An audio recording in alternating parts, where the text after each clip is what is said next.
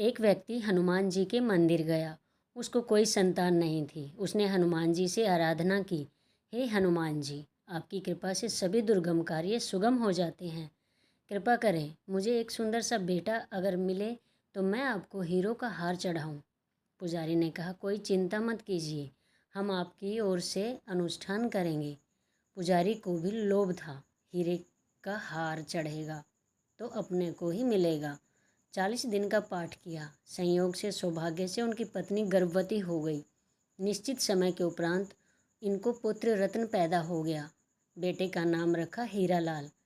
छोटे बच्चों को कोई हीरालाल नहीं बोले, सभी बोले ओ हीरा हीरा। पुजारी को पता लगा कि सेठ जी को पुत्र रत्न की प्राप्ति हुई। बड़े खुश हुए कि अब तो जरूर हीरे का हार चढ़ेगा। 3 महीने का बालक हो गया। पत्नी ने कहा, चलो जी मंदिर में पूजा कराएं। मनौती तो पूरी हो गई। सेठ जी बोले, रुक, अभी बालक को थोड़ा और बड़ा होने दे। 2 साल का हो गया तो पति ने कहा, 5 वर्ष का हो जाएगा तो मुंडन के बाद चलेंगे। बालक 5 वर्ष का हो गया तो पत्नी ने कहा, हमने हनुमान जी के वहाँ जो बोला हुआ है वह पूरा करना है। देवता के सामने मनौती जो रखी जाती है वह पूरी की जाती है, अन्यथा अशिष्ट हो सकता है। चलिए ना, अपने यहाँ कमी किस बात की है। इसी बालक के नाम पर एक हीरे का हार चढ़ाने को कहा है तो वह चढ़ा देते हैं। आदमी तो आदमी है, जब तक काम पूरा नहीं होता प्रार्थना के लिए भाव होते हैं, काम पूरा होते ही प्रार्थना के अभाव हो जाते हैं। पत्नी ने बहुत आग्रह किया तो एक दिन तय हो गया, अच्छा चलो हनुमान जी को हीरे का हार चढ़ाएं। पुजारी को भी समाचार मिल गया, सेठ जी आ रहे हैं हीरे का हार चढ़ाने। मंदिर धोया, चोला चढ़ाया, दीपक और अगरबत्ती जलाई। अब पूजा सब हो गई, माथा टेक दिया। बार बार पत्नी भी देखे, पुजारी भी देखे सेठ जी के हीरो का हार। पत्नी ने कहा, हीरे का हार चढ़ाओ। लड़के के गले में सुंदर फूलों का हार पहना ले गए थे और वह उतार कर हनुमान जी के चरणों में चढ़ा दिया। बोले, यह लो हीरे का हार। बोले, क्या मतलब। बोले, हीरा ही तो है लड़का और इसी का हार तो मैं चढ़ा रहा हूँ। गले की माला चढ़ाकर चले गए। भजन में चतुराई, जीवन में चतुराई, दूसरे का पैसा कैसे अपनी जेब में आए, इसी चतुराई में हम डूबे हैं। जो मन के विकारों को छोड़कर भजन में लगा दे वही मन चतुर है। हम लोग उसी को चतुर मानते हैं जो जैसे तैसे पैसे कमा ले। हम उदाहरण देते हैं, देखो वह कितना चतुर व समझदार है, कहाँ से कहाँ पहुँच गया। हनुमान गुणी चातुर का अर्थ है, रावण किसी की बात सुनने को तैयार नहीं, पत्नी की नहीं, परिवार की सुनने को तैयार नहीं। मानस में तो संकेत है कि कुंभकर्ण ने समझाया, मेघनाथ ने समझाया, उनकी भी सुनने को तैयार नहीं। हनुमान जी ने चारों प्रकार से रावण को समझाया, साम दाम दंड भेद। साम माने समझाकर, मंदोदरी ने समझाया, विभीषण ने समझाया, दाम यानी लोभ से समझाया, नहीं माना, दंड से भय से समझाया। अगर तुम नहीं मानोगे तो फिर तुमको ब्रह्मा विष्णु महेश भी नहीं बचा पाएंगे।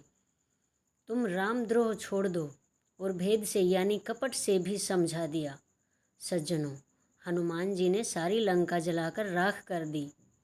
केवल एक विभीषण, ग्रह नहीं रावण और विभीषण में भेद डाल दिया और परिणाम यह हुआ कि अंत में विभीषण रावण को छोड़कर राम की शरण में आ गया।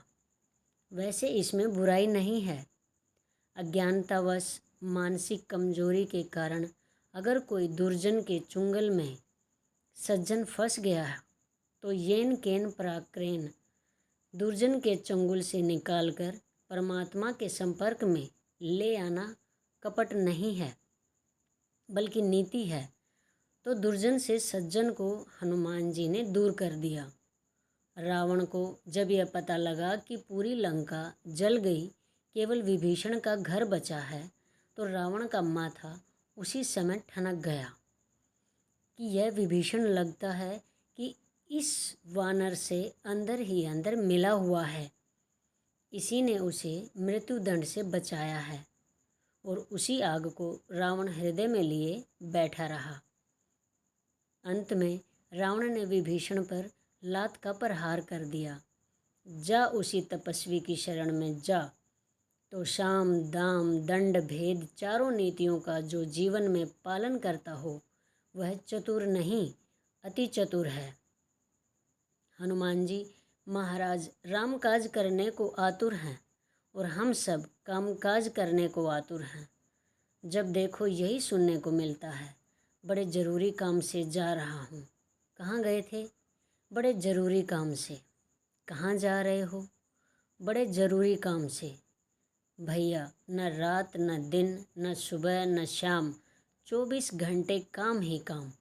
श्री हनुमान जी रामकाज में और हम लोग कामकाज में श्री हनुमान जी रामकाज करीबे को आतुर और हम सभी कामकाज करीबे को आतुर।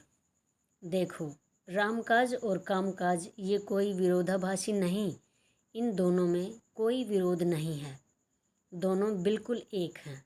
कई बार हम लोग कहते हैं कामकाज में डूबे हैं, रामकाज कैसे कर पाएंगे। इनको अलग अलग मत समझिए। भजन करने में सब कुछ छोड़कर बैठ जाने को भजन नहीं कहा है, यह तो आलस्य है। कुछ काम नहीं है तो कहते हैं कि हम भजन कर रहे हैं। हम कई सज्जनों को देखते हैं कि वे आराम कर रहे हैं, कहते हैं हम तो अनुष्ठान कर रहे हैं, बढ़िया बढ़िया माल खा रहे हैं।